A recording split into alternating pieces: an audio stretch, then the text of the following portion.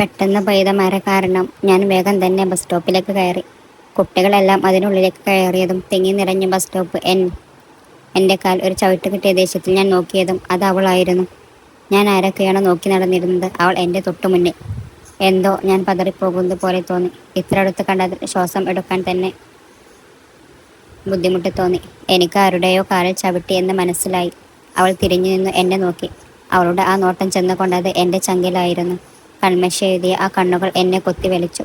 Sorry ട്ടോ, അറിയാതെയാണ് ഏട്ടാ. അവൾ എന്നോട് ക്ഷമ പറഞ്ഞു പോകുമ്പോഴും ഞാൻ അങ്ങനെ തന്നെ നിന്നു.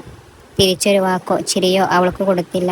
സത്യത്തിൽ ആ നിമിഷം എന്താ ഉണ്ടായത് എന്ന് വരെ ഞാൻ മറന്നുപോയി. മുത്തു വന്ന് തോളിൽ തട്ടി വിളിക്കുമ്പോഴാണ് എനിക്ക് ബോധം വന്നത്.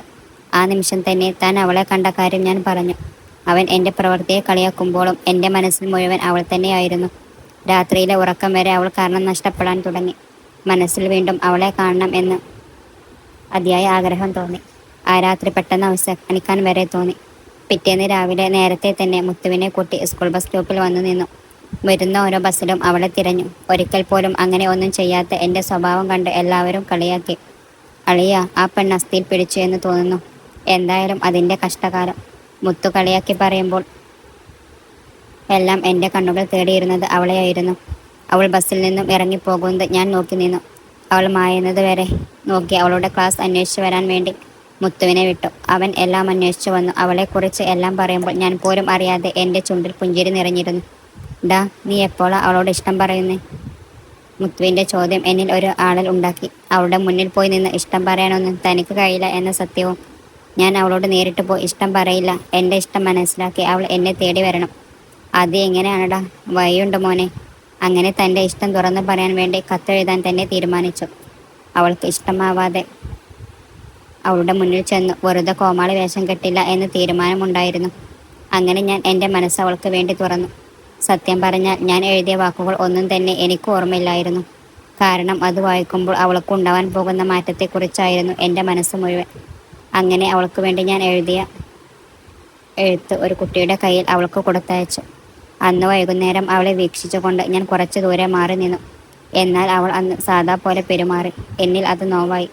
പക്ഷേ ഞാൻ വീണ്ടും എഴുത്തു കൊടുത്തുകൊണ്ടേയിരുന്നു. ഓരോ ദിവസവും ഓരോ കുട്ടികളെ മാറ്റി മാറ്റി വിട്ടു. അവരോട് തന്നെ കുറിച്ച് ഒന്നും പറയരുത് എന്നും പറഞ്ഞിരുന്നു. അങ്ങനെ കുറച്ച് ദിവസങ്ങൾക്ക് ശേഷം അവളുടെ കണ്ണുകൾ ആരെയെ തിരഞ്ഞുകൊണ്ടിരുന്നു. അത് കണ്ടപ്പോൾ എനിക്ക് എന്താ ഒരുപാട് സന്തോഷം തോന്നി. അവളുടെ കൃഷ്ണമണിയുടെ ചലനം കണ്ട് എനിക്ക് കൗതുകം തോന്നി. അവൾ കൂട്ടുകാരോട് സംസാരിക്കുമ്പോഴും കണ്ണ് മറ്റെവിടെയോ ആയിരുന്നു. ദൂരെ നിന്നാണ് അത് കാണുന്നതെങ്കിലും എനിക്കത് വ്യക്തമായി കാണാൻ കഴിഞ്ഞു. അങ്ങനെ എഴുത്തു കൊടുക്കലും അവളെ നോക്കലുമൊക്കെയായി ദിവസങ്ങൾ കഴിഞ്ഞു.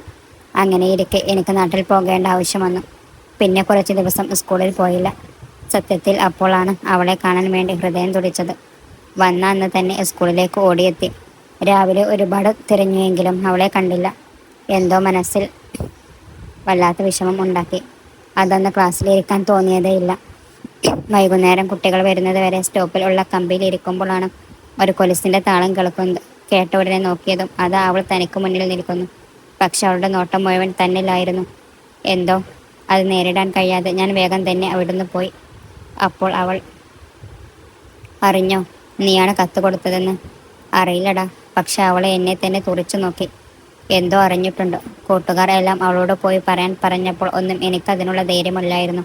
പക്ഷേ പിന്നീട് അങ്ങോട്ട് അവൾ എപ്പോഴും എന്നെ നോക്കും. അവൾ നോക്കാൻ തുടങ്ങുമ്പോൾ തന്നെ ഞാൻ വേഗം നോട്ടം മാറ്റും. ഒരു ദിവസം എൻ്റെ കൂട്ടുകാരെ ഒരുത്തൻ തല്ലി എന്നറിഞ്ഞു അവനെ തല്ലാൻ ഞാൻ പോയി. അവനെ നന്നായി കൊടുത്തു കഴിഞ്ഞ് പോയി തിരിച്ചു പോരുമ്പോഴാണ് അങ്ങോട്ട് ഓടി വരുന്ന പാറുവിനെ കണ്ടത്. ആ നിമിഷം ഞാൻ അവിടെ തന്നെ നിന്നു.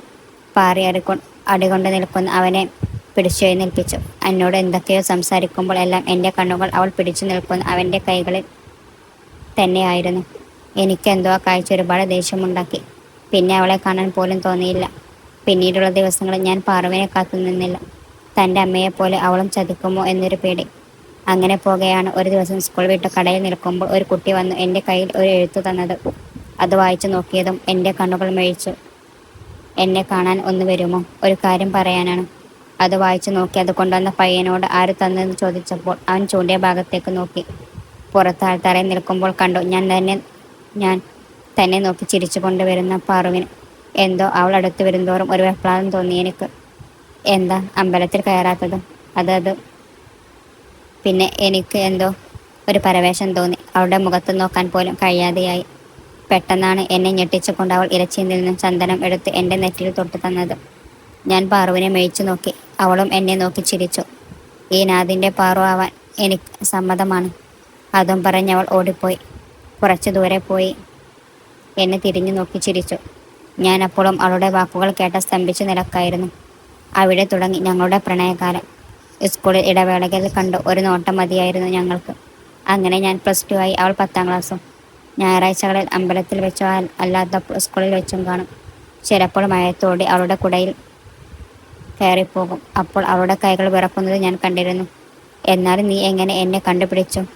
അതൊക്കെയുണ്ട്. പിന്നെ ഈ ഞായറാഴ്ച അമ്പലത്തിൽ വരണ്ടട്ടോ. എന്തേ? നിരാശയോടെ ചോദിച്ചു. അവളുടെ മുഖം കണ്ടപ്പോൾ എനിക്കെന്തോ പോലെ തോന്നി. ഞാൻ ചുമ്മാ പറഞ്ഞതാ. അവൾ ചിരിച്ചുകൊണ്ട് ഓടിപ്പോയി.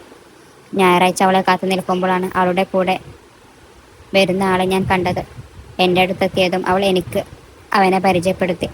ഹൃദയശി, എൻ്റെ അമ്മായിയുടെ മോന, എൻ്റെ ക്ലാസ്സിൽ തന്നെയാണ്. പിന്നെ ഒന്ന് നിർത്തി പാറു ഞങ്ങളെ രണ്ടുപേരെയും നോക്കി. അത് മനസ്സിലായ പോലെ ഞാൻ നിന്നു. ഇനി വഴക്കൊന്നും ഉണ്ടാക്കരുതട്ടോ, ഞാൻ പ്രാർത്ഥിച്ചു വരാം. പാറു പോയതും ഞാൻ ആൽത്തറയിൽ പോയിരുന്നു. ഋഷിയും എൻ്റെ അടുത്ത് വന്നിരുന്നു. നിനക്ക് അവളെ കിട്ടും എന്ന് എനിക്ക് തോന്നുന്നുണ്ടോടാ? ഋഷിയുടെ വാക്കുകൾ കേട്ട് ഞാൻ തിരിഞ്ഞു നോക്കി. പരിഹാസം നിറഞ്ഞ ഒരു ചിരിയോടെ അവൻ നിന്നു. അവളെ ചെറുപ്പത്തിൽ തന്നെ എനിക്ക് വേണ്ടി പറഞ്ഞു വെച്ചതാണ്. പിന്നെ അവൾക്ക് നിന്നോട് സഹതാപം കൊണ്ടുണ്ടായ സ്നേഹമാണ്. എന്ത് സഹതാപം? അവളുടെ ഏതോ കൂട്ടുകാരി നിന്റെ ഫുൾ ഡീറ്റെയിൽസ് പറഞ്ഞു കൊടുത്തു. കൂട്ടത്തിൽ നിന്റെ തള്ള ചെയ്ത കാര്യവും. അമ്മയില്ലാത്ത നിന്നോട് തോന്നുന്ന ഒരിഷ്ടം, അത്രയേ ഉള്ളൂ. അവൻ്റെ വാക്കുകൾ എന്നിൽ ദേഷ്യം വന്നെങ്കിലും ഞാൻ ക്ഷമിച്ചു നിന്നു. പാറുവിനെ ഒന്നും കാത്തു നിൽക്കാതെ ഞാൻ പോയി. പിന്നീടുള്ള ദിവസങ്ങളിൽ ഒന്നും തന്നെ ഞാൻ അവളെ കാണാനോ മിണ്ടാനോ പോയില്ല. അവൾ എന്നെ എൻ്റെ കൂട്ടുകാരോട് അന്വേഷിച്ചു എന്ന് ഞാൻ അറിയുന്നുണ്ടായിരുന്നു. അങ്ങനെ ഒരു ദിവസം സ്കൂളിൽ നിന്നും പോകുന്ന വഴി അവൾ എൻ്റെ മുന്നിൽ വന്നു നിന്നു. വെറുതെ തമാശ ആയിരുന്നെങ്കിൽ ഇത്രക്കൊന്നും വേണ്ടായിരുന്നു. എനിക്കാണോ തമാശ? നിനക്കല്ലേ. നീ മനസ്സിൽ വേറെ ആളെ വെച്ചിട്ട് പിന്നെ എന്നെ മോഹിപ്പിച്ചത് എന്തിനാ? ഞാനോ? ദേ, കള്ളം പറഞ്ഞാലുണ്ടല്ലോ. കൂടി, എനിക്ക് നിന്നോട് സംസാരിക്കാൻ സമയമില്ല. അങ്ങനെ പറഞ്ഞതും പാറു എൻ്റെ ഷർട്ടിൽ കയറി പിടിച്ചു. ഞാൻ ചുറ്റും നോക്കി. അവളിൽ നിന്നും അങ്ങനെ ഒരു പ്രവൃത്തി ഞാൻ പ്രതീക്ഷിച്ചില്ലായിരുന്നു. ഞായറാഴ്ച എന്നെ കാണാൻ വന്നില്ലെങ്കിൽ ഞാൻ വീട്ടിൽ വന്നു കാണും, നോക്കിക്കോ. അത്രയും പറഞ്ഞ് അവൾ പോയി. എൻ്റെ കൂട്ടുകാർ എല്ലാം അത് കണ്ടു എന്നെ കളിയാക്കി. പക്ഷേ എൻ്റെ മനസ്സിൽ അപ്പോഴും ഋഷി പറഞ്ഞത് തന്നെയായിരുന്നു. അവൾക്ക് പറയാനുള്ളത് കേൾക്കാൻ വേണ്ടിയായിരുന്നു അന്ന് അമ്പലത്തിൽ പോയത്. അവൾ എന്നെ വലിച്ചു പുറകിലുള്ള കാവിൽ കൊണ്ടുപോയി. എന്തിനാ എന്നോട് അങ്ങനെയൊക്കെ പറഞ്ഞത്? ഏട്ടന് ഇത് സ്കൂൾ ടൈമിൽ ഉള്ള ഒരു തമാശ ആണെങ്കിൽ അപ്പോൾ പറയണം.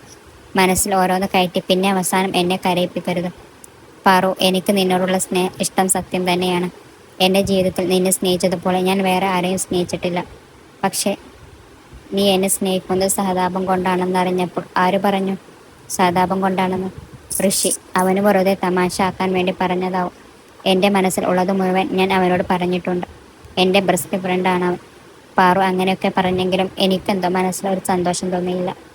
അങ്ങനെ വീണ്ടും ദിവസം ഞങ്ങളുടെ പ്രണയങ്ങൾ നിറച്ചു കൊണ്ടുപോകവേ എനിക്ക് എക്സാം ആവാറായിരുന്നു. പക്ഷേ എന്നെയും എൻ്റെ കൂട്ടുകാരെയും എൻ്റെ ഏറ്റവും കൂടുതൽ ഞെട്ടിച്ച കാര്യം ഞാൻ എൻ്റെ തല്ലുകൊള്ളി സ്വഭാവം ആപ്പാടെ മാറ്റി എന്നതായിരുന്നു. അതുകൊണ്ട് തന്നെ സ്കൂളിൽ അത്യാവശ്യം നല്ല പേര് വീണു. ഒരു ദിവസം ഗ്രൗണ്ടിൽ മരച്ചോട്ടിൽ ഇരിക്കുമ്പോഴാണ് ഋഷി എൻ്റെ അടുത്ത് വന്നത്. അവൻ വരുന്നത് കണ്ടപ്പോൾ തന്നെ എനിക്ക് മനസ്സിലായി എന്തോ പണി കൊണ്ടുള്ള വരവാണെന്ന്. നിന്നോട് ഞാൻ പറഞ്ഞതല്ലേടാ അവളെ വിടാൻ. അങ്ങനെ നീ പറയുമ്പോൾ ഒഴിവാക്കാനല്ല ഞാൻ സ്നേഹിച്ചത്. നിന്റെ തള്ള പോയതുപോലെ അവളും നിന്നെ വിട്ടു പോയാലോ? അത് കേട്ടതും അവൻ്റെ മൂക്കിനിട്ട് ഞാൻ ഒന്ന് കൊടുത്തു. മൂക്കിൽ നിന്നും ചോര അടിച്ചിറങ്ങുമ്പോഴും എൻ്റെ ദേഷ്യം ആളിക്കത്തുകയായിരുന്നു. കുട്ടികളെല്ലാം ചുറ്റും കൂടി. ഞാൻ അവനെ കുതിരെ തല്ലി. പെട്ടെന്നാണ് പാറു വന്ന് എന്നെ തടഞ്ഞത്. അപ്പോഴേക്കും ഋഷി ഇടികൊണ്ട് നിലത്ത് വീണ് കിടക്കുകയായിരുന്നു. പാറു ഋഷിയെ എഴുന്നേൽപ്പിച്ചു. എന്നെ നോക്കാതെ പോയി. അതെനിക്ക് സങ്കടമായി. ഞാൻ അവളെ പിടിച്ചു നിർത്തി. നിനക്ക് ഇവനെ വേണോ എന്നെ വേണോ? ഇപ്പോൾ തീരുമാനിക്കണം നീ. അവൾ ഒന്നും മിണ്ടാതെ പോയി. അവളെ ഭ്രാന്തമായി സ്നേഹിച്ചത് കൊണ്ട് തന്നെ എനിക്ക് അവളെ വിട്ടുകൊടുക്കൽ അസാധ്യം തന്നെയായിരുന്നു.